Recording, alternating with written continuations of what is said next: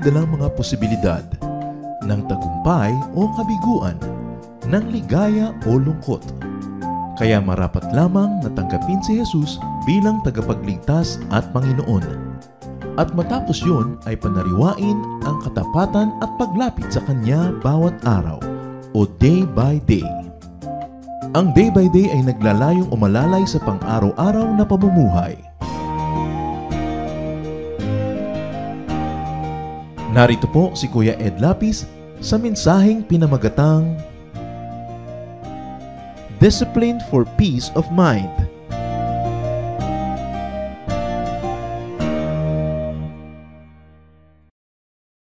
First Corinthians 9:27. I keep my body under control and make it my slave. Sinusupil, pinipigil ko ang aking sarili para ako ang maghari sa aking pagkatao. Discipline for peace of mind. Paano nga ba sa paraan ng disiplina ay magkakaroon tayo ng matiwasay, tahimik na kaisipan, damdamin, buhay? Panginoon, salamat po dahil kayo ang kapayapaan namin at tinuturuan nyo kaming maging payapa. Ano man ang kalagayan ng aming kapaligiran. Patuloy niyo po kaming linisin at ngayon ay buksan ang aming isip, ang aming puso sa inyong mensahe na makapagpapalaya, makapagpapalakas sa amin at lalo pa na magdudulot ng kapayapaan. Kayo pong mangusap, mangaral, magturo. Dalangin namin ito may kalakip na pasalamat sa ngalan ng iyong anak at aming Panginoong si Jesus. Discipline for peace of mind. Maraming sinasabi ang Biblia tungkol sa paraan ng pag-iisip ng tao at ano ang nagiging bunga ng paraan na yon ng pag-iisip.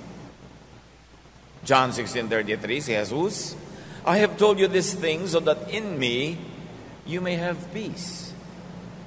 In this world you will have trouble, but take heart, I have overcome the world. Yan ang isang number 1 na mensahe ng Panginoong Jesus, peace. Kaya nga nung siya isinilang, kumakatama ang anghel, peace on earth. Peace in people's hearts. Peace talaga. Sayang ang pagiging religyoso, sayang ang paglapit sa Panginoon, sayang ang paglilingkod, pag-aaral, kung hindi naman tiwasay ang kalooban. Kasi ang talagang gusto ng Panginoon na marating ng lahat ng mananampalataya ay kapayapaan. At sabi niya, in this world you will have trouble, but take heart, I have overcome the world. So dalawang pagpipilian. Sabi niya, talagang magulo ang mundo. Magkakaproblema kayo, natural lang yon. Huwag kayong magtaka. Pero isipin niyo, nagapi ko na ang daigdig. Nagahari na ako. In other words, ano dapat pag-isipan ng tao? Not trouble, but Jesus.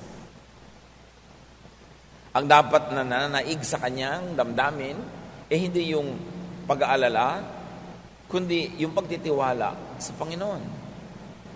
Philippians 4:8, finally, my friends, keep your minds on whatever is true, pure, right, holy, friendly, and proper. Don't ever stop thinking about what is truly worthwhile and worthy of praise. Sabi niya, imbes ang isipin ninyo yung mga kasinungalingan, mga nakakagulo, mga maruruing bagay, mga nakakaligalig, masasama, mali.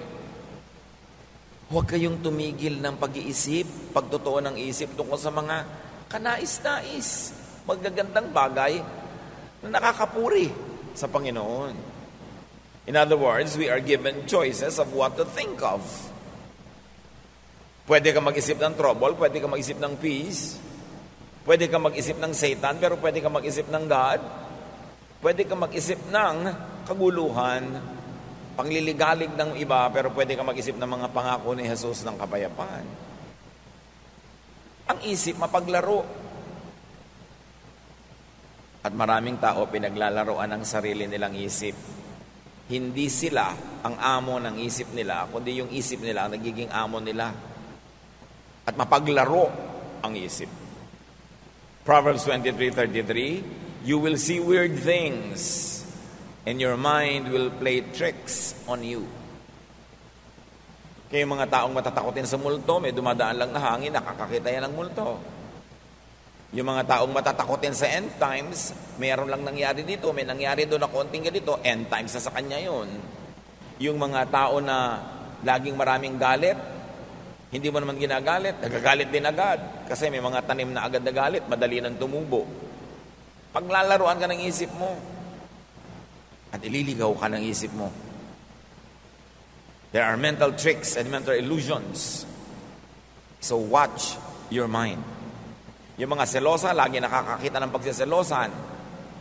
Yung mga takot na takot mawala ng pera, laging nakakakita ng paghihirap at pagdarahop. Yung takot na takot sa sakit, laging nakakakita at nakakaramdam ng kung ano-ano. Mga laro ng isip. Matthew 6:34, don't worry about tomorrow. It will take care of itself. You have enough to worry about today. Si Jesus na may sabi nun, pagkatapos maraming Kristiyano, walang iniisip kundi end times sa bukas, end times sa next month, end times sa Sabi, don't worry about it. Not even the Son knows about it, only the Father. It means it's not for you to know. Kasi kung para malaman mo yan, di dapat binunyag. Tapos laging yun ang iniisip. Mga bagay na hindi naman mababago, iniisip pa rin. Ang nagbabago lang damdamin, nalulungkot, natatakot. So you don't worry about tomorrow. Bakit? Kawaworry mo ba? Mapapalitan mo ba yan? Maiiba mo? Hindi rin. So sayang lang ang pagod mo. And worry is thought. On the reverse, thought is worry. Pag palaisip, mapag-alala. Pag laging nakakaalala, madalas lang malungkot. Kaya nga sabi ng isang tula, better by far you should forget and smile than that you should remember and be sad. Mabuti pa, nakakalimot. Mayroong mga nagmamahalan, magkalayo, magtatampo yung isa, huy, nakakalimutan mo na yata ako. Kung talagang mahal mo siya, hindi ba iibigin mo pa nga malimutan ka na ng konti para hindi siya laging malungkot? Kasi lagi mong nakaalala ka, lagi ka namimiss. Tuwan-tuwa ka, yung ego mo, tuwan-tuwa, dahil lungkot na lungkot siya at wala ka. Ganun ba ang pagmamahal? So sabi niya, mabuti pa na malimut-limutan mo ko, na makangiti ka naman, sumaya-saya ka, kasi lagi mo ako naaalala, tapos nalulungkot ka naman.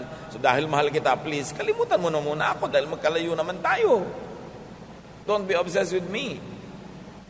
Yun ang pag-ibig na nakakapagpalaya, hindi pag-ibig na nanggagapos, nang tatali, nang kukulong. Psalm 32, 1-5. Our God, you bless everyone whose sins you forgive and wipe away. You bless them by saying, you told me your sins without trying to hide them, and now I forgive you. Before I confessed my sins, my bones felt limp, and I groaned all day long.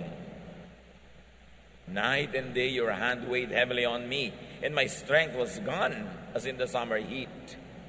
So I confessed my sins and told them all to you, and I said, I'll tell the Lord each one of my sins. Then you forgave me and took away my guilt. Nandito na yung buong theology ng sin and forgiveness. Ang Diyos ang nag-aalok. Patatawarin ko kayo sa inyong mga kasalanan. Pupunasan ko, papawiin, aalisin ang bahid ng karumihan. Pagpapalain ko kayo. Ipinagtatapat nyo sa akin ang inyong mga kasalanan, hindi nyo itinatago, hindi nyo ipinagkakaila. Patatawarin ko kayo. Ganun kasimple ang deal ng Diyos sa atin. Until religious intercessors and priests stood between men and God and made the business of forgiveness complicated and expensive. Pero kung sa Diyos lang, may magtapat kayo sa akin, huwag kayong magkaila, patatawarin ko kayo, di matatanggal yung guilt nyo. Ang hirap yatang mag-guilty. Pero ang mga religyoso, lagi nagpapag-guilty because they can control people who are guilty. Pero ang Diyos, sabi niya, huwag niyong buhatin yung guilt nyo. Gusto ko maluwag ang loob nyo. At sabi ngayon itong awit, bago ko ipinagtapat, bago ko inamin at hiningi ng tawad ng mga kasalanan ko, kasakit ng mga buto ko. Para ako may bone cancer. Umaatungal ako araw-gabi sa sakit. Araw-gabi, napakabigat ng pasanin ko. At ang aking lakas ay parang sinisip-sip ng init ng tagaraw. Kaya naman, ipinagtapat ko sa Diyos sa aking mga kasalanan. Wala akong iniwan. Hiningi ko ng tawad. At pinatawad niya ako. Inalis niya ang aking heavy guilt feelings. Ang ministry ng Diyos, mang-alis ng guilt. Ang ministry ng mga relihiyosong nagpapahirap ng buhay ng kapwa, magpagilty. Kumusta? Ang damdamin nyo ngayong oras na to, kayo ba'y punong-puno ng guilt o malaya, magaan? Hindi dahil holy kayo, hindi dahil tayo ay perfect, kundi dahil nagtatapat tayo sa Diyos at pinapatawad naman niya tayo, nagtatapat tayo. Mahirap na dala ng isip yung guilt. But guilt, forgiveness, peace are all thoughts. Nasa isip yan. Confess unto peace. Diretso sa Diyos. Hindi mo kailangan padaanin pa kung kani-kaninong tao yung confession mo. May bayad pa. Diretso sa Diyos. Yan ang gusto niya. Yan ang pinapalaya niya tayo. Hindi niya tayo hinahanapan ng perfection. Ang ginawa niya para mawala yung guilt natin, hindi siya nagre-require ng 100% holiness. Ipagtapat mo lang, ihingi mo ng tawad, and you are wiped clean. Not because you are clean, but because you are made clean by God, by God's kindness, and especially by God's kindness through the work of Jesus. Romans 8, 1-2. If you belong to Christ, you won't be punished. Tapos yung iba takot na takot pa. Ay, Kristiyano na ako pero nagkasala ako. Meron naman akong parusahan, tanggal na naman ang salvation ko. Sinabi na nga, if you belong to Christ, you won't be punished. Bakit ang kulit? Gustong-gusto yung may punishment. At gustong-gusto ng mga ibalang teacher, laging may punishment. Kasi yung may punishment, nagigilty ang mga tao. At yung nagigilty, mas madali silang pasunurin. If you belong to Jesus Christ, you won't be punished. Mahirap bang maintindihan yan? The Holy Spirit will give you life that comes from Christ Jesus, not from your own deeds, not from your own performance, but from Christ Jesus, and will set you free from sin and death. When you are freed from sin, it doesn't mean you are freed from committing sin, because kahit na kay Christ ka na, once in a while you fall and commit sin. So what does it mean you will be freed from sin? You will be freed from the punishment of sin, because Jesus took the punishment. And you will be freed from the guilt of sin, because when you know that when you confess of the Lord, He forgives, therefore you are free from the guilt and the punishment of sin. But no Christian is really free from the actual act of doing sin, because God knows that we are not perfect. God remembers that we are dust. Kaya naglagay siya ng daan para makabalik ang lahat ng nadadapa. Confession. If we confess our sins, He is faithful and just and will forgive us. And will give us a renewed heart. Hindi yun mahirap maintindihan. Kawawa ang mga nasa Panginoon na lagi pang guilty, lagi pang natatakot, lagi pang nag-iisip na siya ay mapaparusahan, mawawala sa presensya ng Diyos, etc. Be free in Jesus, and freedom is thought. Again, nasa isip yan. Meanwhile, the thought of torture is punishment. Pag naiisip mong mapaparusahan ka, naiisip mong magugunaw ang mundo, maiisip mong dadaling ka sa impyerno na naman, nasa Panginoon ka na, matutorture ka lang. Nawawala yung joy of your salvation, bagamat hindi nawawala yung salvation. Romans 6:14, don't let sin keep ruling your lives. You are ruled by God's kindness and not by the law. Hindi ang ibig sabihin ng don't let sin keep ruling your lives, dapat hindi ka na nagkakasala. Ang ibig sabihin nun, yes, nagkakasala ka pa rin, hindi ka talaga perfect, ang kapatid mo, ang mga kasama mo, magkakasala pa rin. Pero huwag yung takot sa parusa ang maghari sa buhay nyo. Ang paghariin nyo sa buhay nyo ay ang Diyos, ang kanyang kabaitan, at hindi yung law na nagbibigay ng punishment. Romans 6:14, read it over and over again. Don't let sin keep ruling your lives. In other words, don't let the fear of sin and the guilt of sin keep ruling your lives. You are ruled by God's kindness, not by your perfection, not by the law, or not by obeying the law. It doesn't mean do not sin, But it only means do not be a slave of the fear of sin and punishment. But of course, it's always preferred that we minimize sin. You cannot be sinless, but you should sin less and less and less. That is desirable. But sinlessness is unattainable in this life. Sino man na mag-iisip noon ay laging mabibigo, laging magigilty, matotorture, wala yung peace. Kaya alam mo na hindi yun ang tamang reading eh. Kasi pag tama ang reading mo ng scripture at application, ang bunga, peace. Thought of sin is master. But the thought of life in Jesus is liberator and your new master. Anong kinalaman ng mga verses na yan sa gusto natin pag-usapan na discipline for peace of mind? Inisa-isa lang naman natin ang mga pwedeng magtanggal ng peace of mind, di ba? Anong disiplina ang kailangan natin para maghari yung peace of mind? Unawain ito. Thoughts become emotions, and emotions become blood chemistry. Pag may naisip ka, magiging emosyon yun. Either nakakalungkot ang naisip mo, lulungkot ka, nakakasaya, sasaya ka, nakakapagpaselos, magseselos ka, nakakapagpainggit, maiinggit ka. Basta may inisip ka, magkakaroon yun ng emotional equivalent in your system. And your emotion will change your blood chemistry. Napatunayan na ng siyensya yan.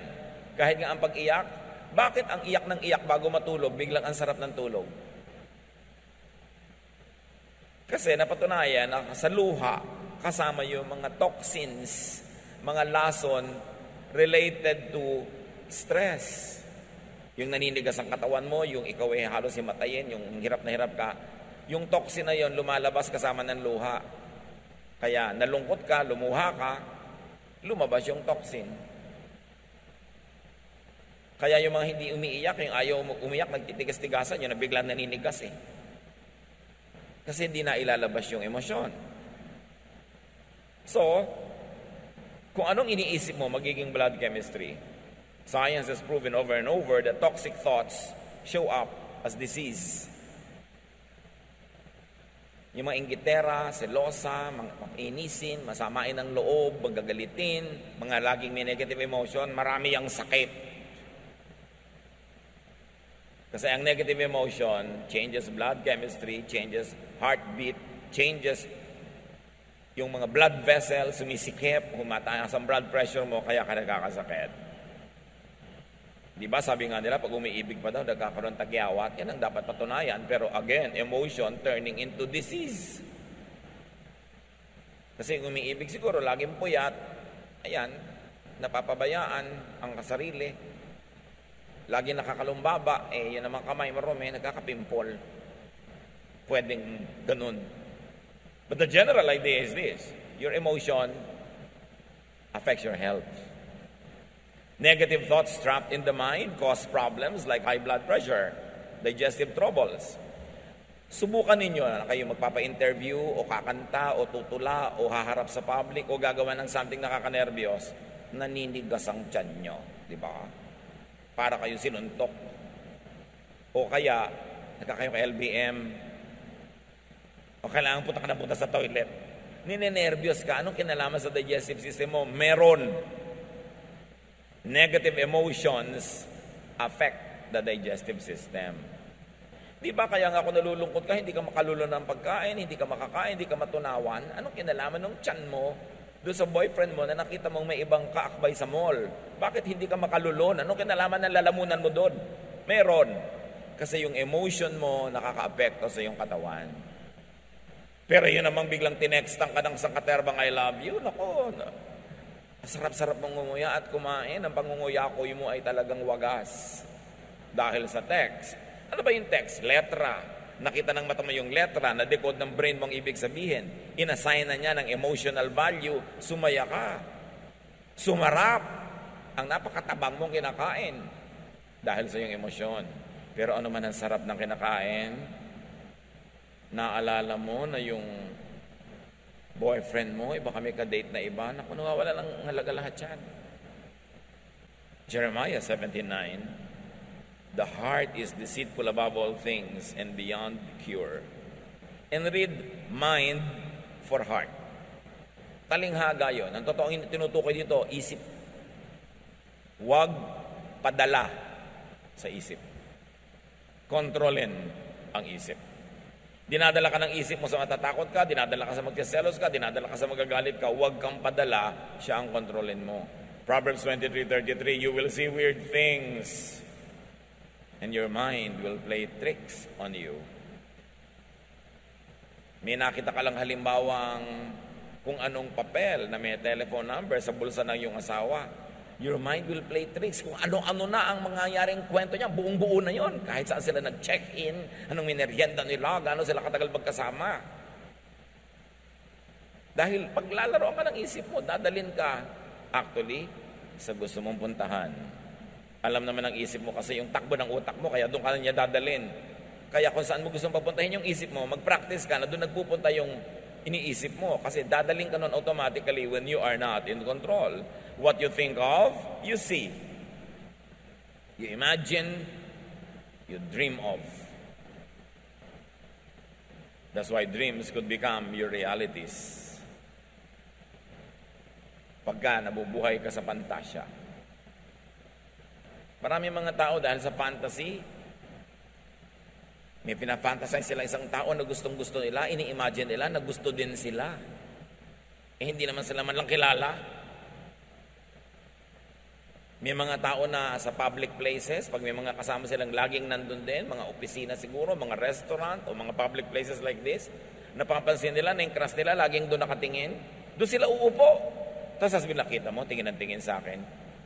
They create their illusions. Paano hindi ka makikita? Kahit saan lumingon, nakabalandra yung mukha mo doon. Kung dadaan sa ganitong koridor, nakakalat ka doon. Dadaan sa ganong hagdan, nandun ka. Tapos sasabihin mo, sinusundan-sundan ka. Illusion. Dapat kinikilala mo kung ano yung illusion, ano yung realidad, para nakatungtong ka sa lupa. Thoughts could become lifestyle. Pag nag-iisip ka lagi na magugunaw na ang mundo bukas, hindi ka na magtatrabaho. Papamigay mo na yung mga property mo. Tapos hindi naman nagunaw, wala ka ngayong property, sorry ka na lang. Paano bang magunaw na may property ka pa rin? Bakit naman masama ba yun? Magugunaw na ang mundo, magbibitiw na ako sa trabaho, hindi ko na papapasukin sa school ang mga anak ko. Bakit masama bang maabutan ng pagkagunaw ng mundo yung anak mo na nasa school? Pagka lagi mong iniisip, it will become your lifestyle. Thoughts could become actions, habits, behavior, character. Kaya pag lagi mong iniisip na ang Diyos masungit, godly ka, magiging masungit ka. Pag iniisip mo ang Diyos, lagi nanguhusga ng kapwa, ikaw din, nanghusga ka ng husga. Kasi nang iniisip mo tungkol sa Diyos, nire-reflect mo ngayon sa buhay mo. What do you think of God? Ano bang iniisip niyo tungkol sa Diyos? Na gusto nyo ngayong i-model. Pagka ang iniisip mo ang Diyos, tuwing nakakakita nagkakamali, lagi niyang sinisita, mahilig ka ngayong manita. Pero kung iniisip mo na ang Diyos, mahilig magpatawad, nagiging mapagpatawad ka rin. What do you think of God determines your behavior. Nagiging salamin ka ng iyong isip at nakikita ng kapwa kung anong iniisip mo sa pamamagitan ng iyong mga kilos. Mark 7:20-23, Jesus said, "What comes from your heart is what makes you unclean. Out of your heart come evil thoughts. All this come from your heart, and they are what make you unfit to worship God." Again, heart is to be read as mind. Sabi, ang lahat nanggagaling sa isip mo. Kaya ganyan ka magdamit, kaya ganyan ka kumain, kaya ganyan ka kumilos, kaya ganyan ka makisalamuha, makitungo sa tao, kasi ganyan ka mag-isip. Ngayon, gusto mong palitan yon, edi palitan mo ang paraan ng iyong pag-iisip. Kasi yung isip mo ang factory ng lahat ng ginagawa mo sa buhay, doon yung nagmumula. And if you don't watch it, thoughts can vex, trouble, and stress you. May bagyo. Lula ng isang bangka si Jesus at ang kanyang mga alagad. The same bagyo, the same bangka. Group 1, worried yung mga disciples. Group 2, nag-iisa si Jesus, sleeping. Magkaiba kasi sila ng iniisip tungkol doon sa bagyo eh.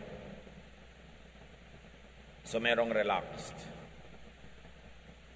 Kumisan nga, ibig-ibig mong mainggit doon sa mga taong sobrang relaxed. Wala na kayong pambayad sa kuryente, yung asawa mo, relax pa eh. Ikaw worried na. Diba? Wala kayong kakainin bukas, walang pang-enroll ang mga bata, yung asawa mo, relaxed. Ikaw, ngarag. 20 years later, pareho pa rin kayong buhay, pero ikaw, pumangit, tumanda. Siya, relax pa rin. Kaya gusto mong ibig sabihin, mabuti pa yata ito, ganito, sobrang relax eh. Ako, pagod na pagod dito. Yun ang blessing sa mga relax. May mga pagod na pagod to keep them relaxed. Sobra ka kasing responsible. Wala pala kayong kakainin, wala siyang ginagawa, subukan mong wala rin gawin. Pag pareho kayo nagutom, may gagawin na rin yan eh. Lagi mo kasi sinasagot yung problema, sinasalo di nagre-relax siya. Yung kapatid mo, sobrang relax kasi umaasa sa'yo. Nag-asawa, umaasa sa'yo. Nagkaanak, umaasa sa'yo. Pagod na pagod ka. Subukan mong gutumin niya mga yan pag hindi kumilos. Hindi mo naman kasi ginugutom at alam niya yon, kaya ikaw mapagod, relax siya.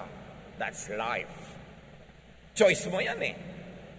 Kumisan para ring sumpa pag sobra kang responsible, ano? Lalo sa mga pamilya, pag maaga pa lang na-identify nila kung sino yung responsible, lagot ka buong buhay. Magpapabaya sila kasi alam mong di mo matitiis. Subukan mong tiisin. Baguhin mo yung pag-iisip. Hindi reklamo ka ng reklamo. Tamad-tamad ng kapatid ko, tamad-tamad ng ganito. Lagi mo kasi sinasalo. Hayaan mo malaglag. Pag hindi nagbago ng pag-iisip yan. Minsan yung mga sobrang responsible, nagiging konsentidor na eh. We are already tolerating very bad behavior by rewarding the lazy and punishing the masipag. Yun ba ang justice ng Diyos? No. If you're always troubled in spirit, identify why. Daniel 7:15, I, Daniel, was troubled in spirit, and the visions that passed through my mind disturbed me. You see? Yung mga mahilig makakita ng vision, lagi na di-disturb. Well, once in a while, there are people who are really given visions so they could warn others. But most of the time, hindi naman vision yan eh. Subdivision, guni-guni. Marami mga self-appointed prophets, nakakakita ng demonyo kahit sa tasa ng tiya. Tinatakot ang buhay niya, tinatakot ang lahat. Everything is in God's hands. Why try to control what you cannot control? Ano ang nagpapagulo sa ating isip? Salain ang isip, kontrolin ang isip. Thoughts can calm, can soothe, can relax you. You see, in the same mind, thoughts that can stress you can thrive. But also in the same mind, thoughts that can relax you can flourish. So bakit man naman papapasok ng lagi yung nakaka-stress? Bakit hindi yung nakaka-relax? Manonood ka ng sine, horror pa. Ba't di nalang comedy? Ang lungkot-lungkot pa, nagbayad ka pa para ka malungkot. Ang bigat-bigat ng dibdib mo paglabas, gumagapang ka pa palabas ng sine dahil ang lungkot. Why? You have a choice. Psalm 119:52, I remember, Lord, your ancient laws, and I find comfort in them. So you see, ang daming laws, pero ang sinofocus niya, yung nakaka-relax, yung nakaka-comfort. E di ang bunga sa buhay niya, comfort. Psalm 27:4, one thing I ask from the Lord, this only do I seek, that I may dwell in the house of the Lord all the days of my life, to gaze on the beauty of the Lord. Isa lang naman ang hiling ko sa Diyos, sabi niya, na araw-araw nandun ako sa kanyang tahanan para pagmasdan ko, malimi-limi, maisip-isip ko ang kanyang kagandahan. Because beauty relaxes. So, sabi niya, gusto kong magpunta sa church araw-araw para ako ma-relax, para ma-enjoy ko ang kagandahan ng Panginoon. Tapos pagpunta mo doon, marami mga bully, marami mga huwes, marami mga hukom, marami mga abogado na umuusig sa'yo, nagja-judge sa'yo. Hindi nakaka-relax yun. Hindi dapat ganun ang atmosphere in the house of the Lord. As you think, you become. You become, you are your thoughts. Ano pa talaga ang nagde-define ng ating pagkatao? Ito yung ating pag-iisip. Ikaw ay ang pag-iisip mo. Ang pag-iisip mo ay ikaw. Proverbs 23:7, for as he thinks in his heart, so is he. Paano ka mag-isip? Magiging ganun ka. So change your life by changing your thoughts. Ang sinasabi lang natin, change yung nakaka-stress, yung nakakagulo. Yun namang nakakapagpasaya, di huwag nyo nang palitan dahil masaya na kayo eh. O kaya palitan nyo ng mas nakakasaya pa. Romans 12:2, let God change the way you think. Then you will know how to do everything that is good and pleasing to Him. Gusto ng Diyos, relax ka, peaceful. Ayaw niya na ikaw ay stressed and vexed and troubled and afraid. Hindi business ng Diyos manakot. Business niyang magpatahan ng umiiyak, magpapayapa, umalo-alo para tayo matahimik. 1 Corinthians 14:20, stop thinking like children. In regard to evil, be infants. But in your thinking, be adults. Grow up. Tigilan ang pag-iisip bata, lalo't hindi ka na talaga bata. Baguhin ang pamamaraan. Sabi ni Paul, when I was a child, I thought like a child, I spoke like a child, I reasoned like a child. But now that I'm a man, I gave up childish ways. Ganon din tayo sa ating spiritualidad. Dapat mag-mature. Change what gives you trouble. Change the way you think so that you will be happier. You will be more peaceful. Think your way into mental, emotional, and physical rest. Yung kapahingahan, parang isang pupuntahan. Yung pag-iisip, yun yung ruta na dinadaanan mo. Mag-isip ka sa paraan, ang ending, restful. Ang ending, relaxing.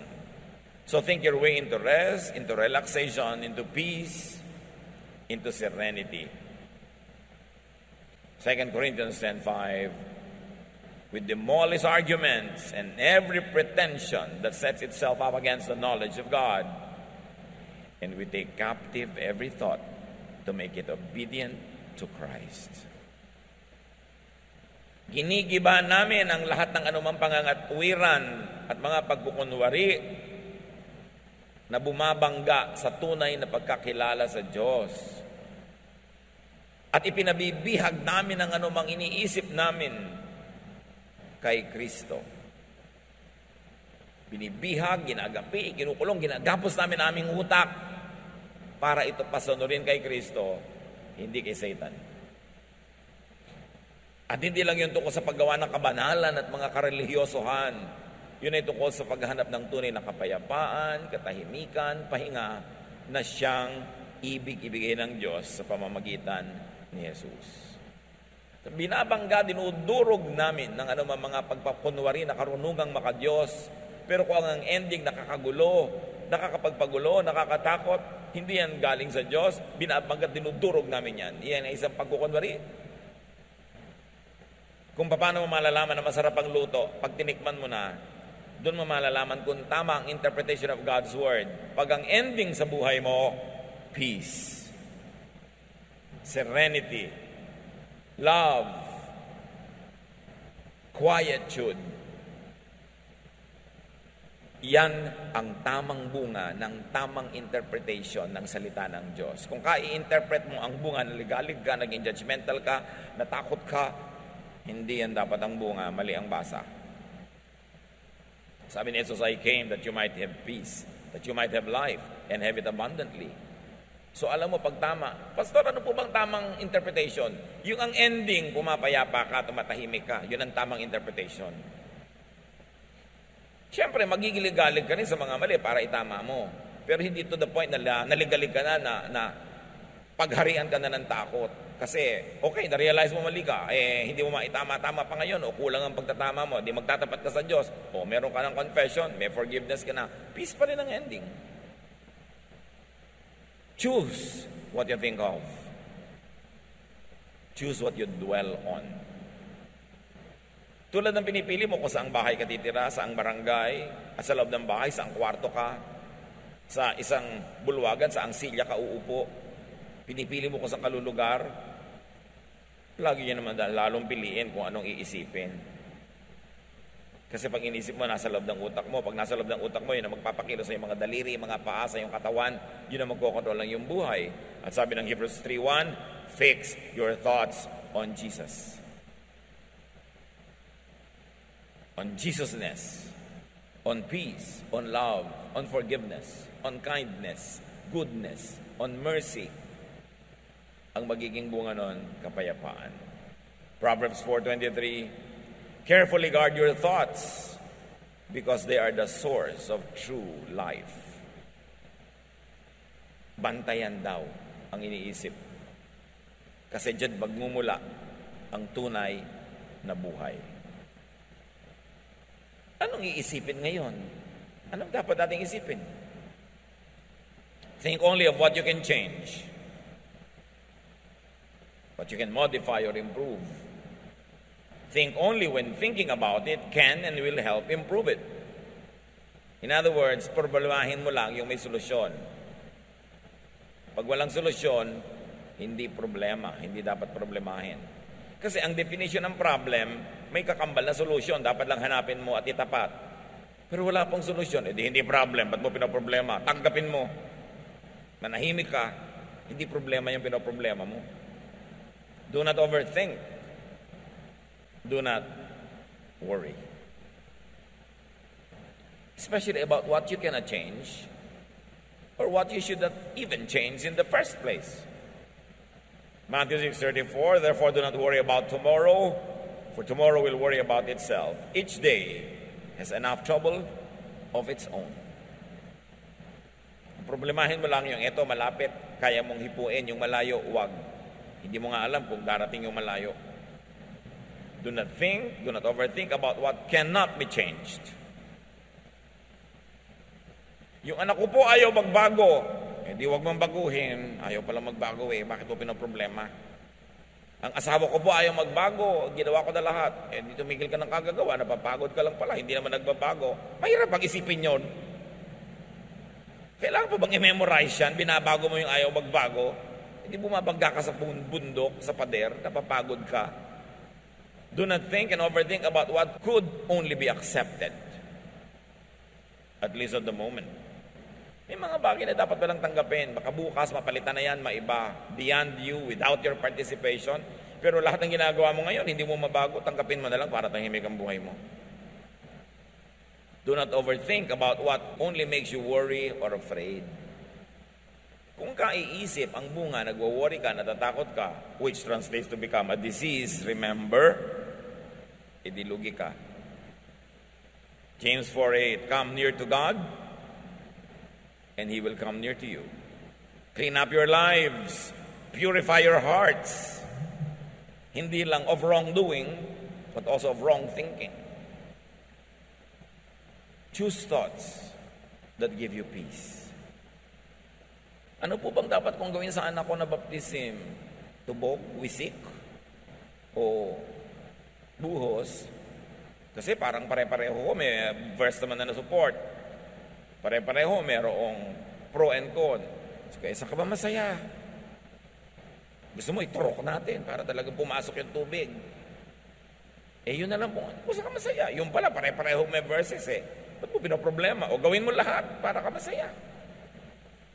Kasi sabihin ko, itubog na natin para nawisikan ka na, nabuhusan ka na, nalubog ka pa. Happy ang lahat.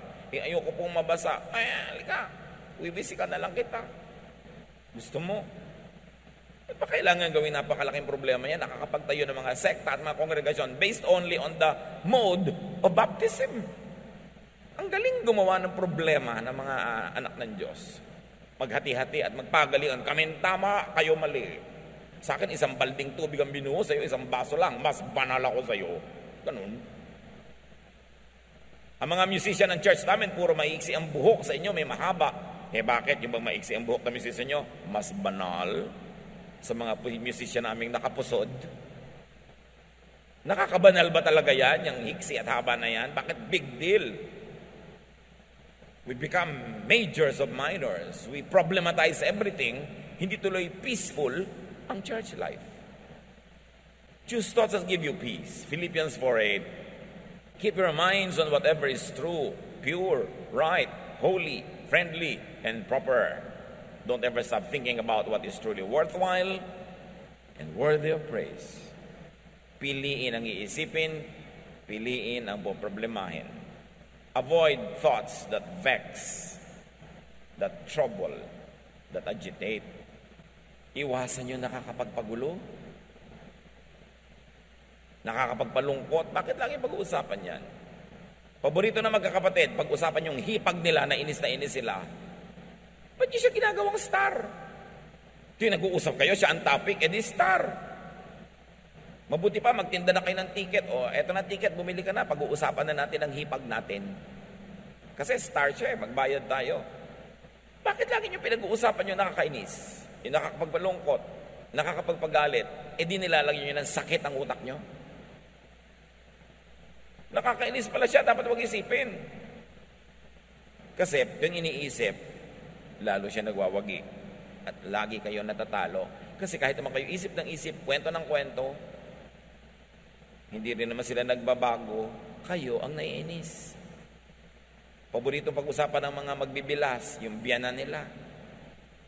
O yung mga hipag nila, mga in-laws. Yan ang mga paboritong topic na nakakainis, di ba? In-laws. Tigilan nyo yan. Kasi wala namang mabuting idudulot sa inyo. Nagiging star lang sila. Psalm 55:1-5, my thoughts are troubled. My heart is racing fast and I am afraid. I am trembling with fear, completely terrified. You see, dahil sa thought, pati katawan ng inig, bumilis ang tibok ng puso, nasira ang katawan. Bakit yung papayagang laging mangyari yon? Ephesians 4:31, get rid of all bitterness, rage and anger, brawling and slander, along with every form of malice. Yan ay para sa inyong personal na kabutihan. Detox your mind. Marami naman nagde-detoxan ng katawan nila, umiinom ng pang-detox, nagpapaturok ng pang-detox, pero hindi binabantayan kung ano iniisip. Itong pinakamaraming toxic elements na pumapasok. Direct your thoughts. Turuan, utusan, akayin ang isip. Colossians 3:2, set your mind on things above, not on earthly things. Set your mind on things that give peace and serenity, not on those that trouble you. Kaya mga kapatid, very clearly, discipline your mind. Pag yung isip ay pumupunta na kung saan-saan, hoy, liko ka dyan, alis dyan, hindi ka dapat dyan pumunta. Discipline your mind. Psalm 139:23-24, search me, O God, and know my heart. It means know my mind. Test me and know my anxious thoughts. See if there is any offensive way in me or in the way I think. And lead me in the way everlasting. Suriin niyo po ang isip ko, ang pag-iisip ko, ang pinag-iisipan ko, at akayin niyo ang utak ko sa tamang daan na nagbibigay ng buhay na walang hanggan, buhay na masaya, buhay na payapa. Romans 8:6, if your minds are ruled by our desires, meaning emotions, meaning thoughts, we will die. But if our minds are ruled by the Spirit, we will have life and peace. So paghariin ang Espiritu ng Diyos sa ating kokote, sa ating isip, Proverbs 15:32, those who disregard discipline despise themselves, but one who heeds correction gains understanding.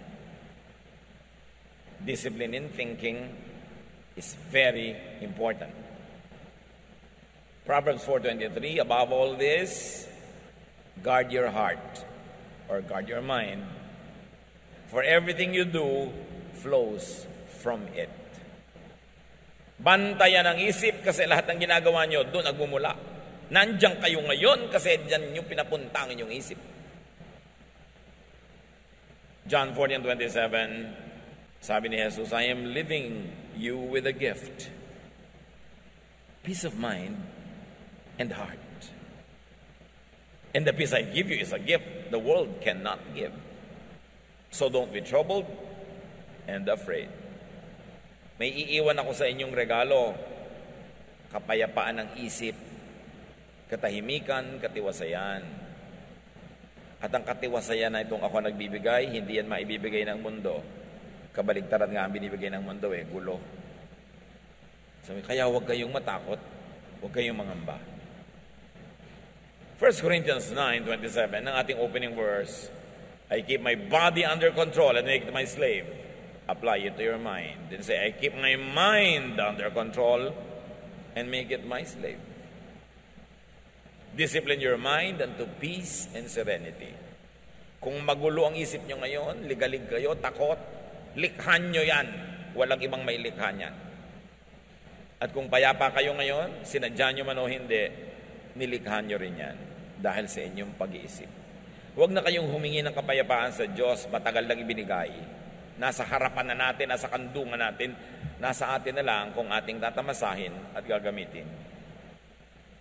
Sayang ang buhay na puro gulo ng isip, puro takot, puro pangamba, di naman naiiba. Sabi ni Lord, huwag kayong masurprise na may trouble. In this world you will have trouble. Natural may trouble. Huwag niyo isipin, ay may trouble, bakit may trouble? Natural meron.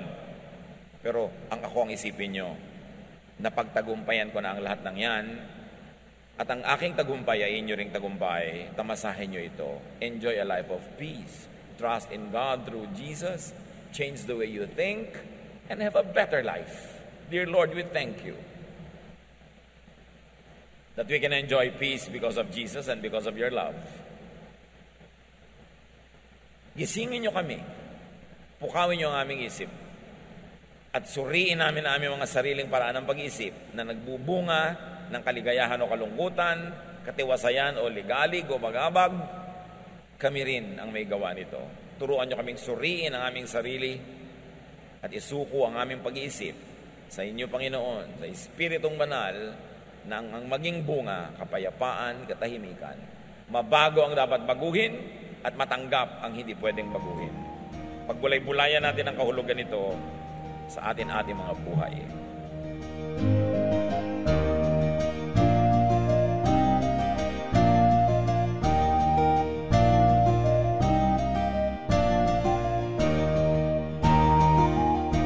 Ang katatapos pong mensahe ni Kuya Ed Lapiz ay pinamagatang Discipline for Peace of Mind.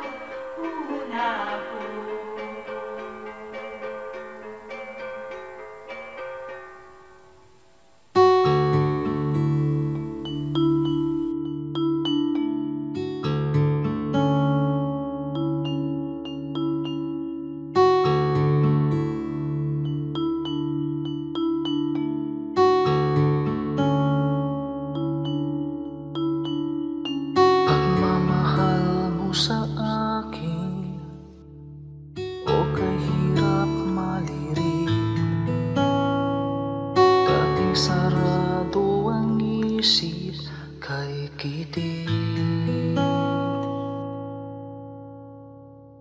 Mulian kang nakilala, ang pananaw na wasto, unawa sa kapwa-tao, nais mo.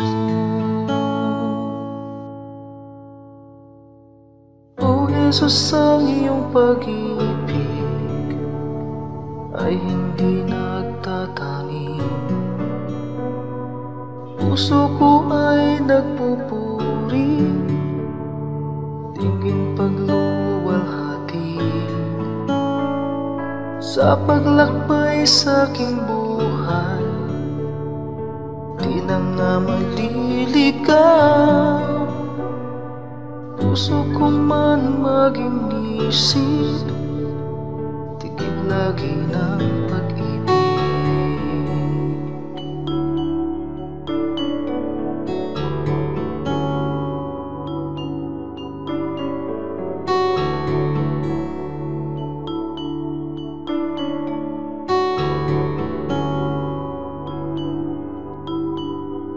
Kung ako'y magsalita man, wika ng bawat tao,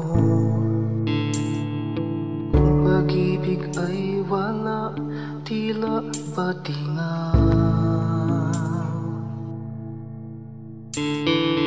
Ang dalisay na pag-ibig ay mapagpahinuhod, at hindi nga nagkukulang kailanman. O Jesus, ang iyong pag-ibig ay hindi nagtatanging,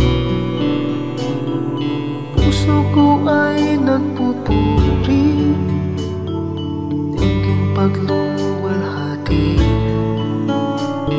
sa paglakbay sa aking buhay.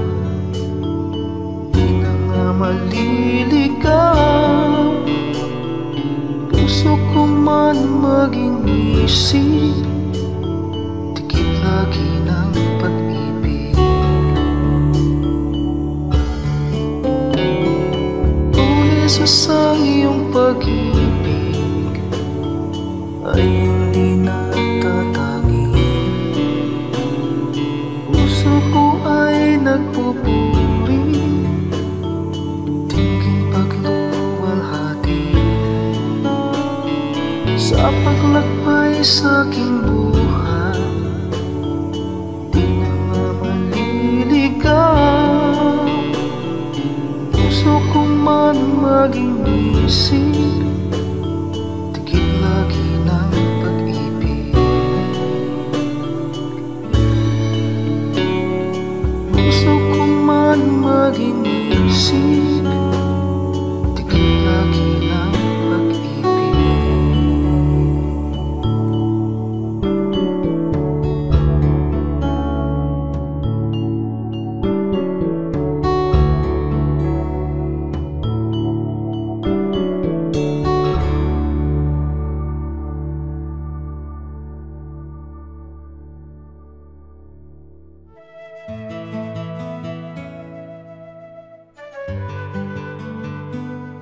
Bakit may mga nagsasabing sila'y taga Cebu o Manila kahit hindi naman? Siguro yung ating colonial experience na masyadong kinlamorize yung mga big towns, yung mga kabesera. Kaya naman kahit man halimbawa taga Cavite, taga Manila sila eh. Kahit taga Montalban, Rizal, pinanong mo yan pag nasa Davao ka, taga Manila. So yung mga taga Bohol, yung mga taga Baclayon halimbawa, mga taga Bolhon, taga Cebu naman sila. Kasi gusto mong i-identify ang sarili mo sa isang malaking bayan. Kasi nga, nasanay tayo na yun ang point of reference at sense of identity. Ang siguro kailangan natin ngayon na i-develop pa, bagamat maganda na meron tayong malalaking mga syudad, pride of place. Na kung tayo galing sa Matnog, o kaya galing tayo sa Bulan, o kaya ay sa Baknotan, sabihin natin na doon tayo galing. Kasi doon talaga tayo tumubo and we should be proud of our birthplace.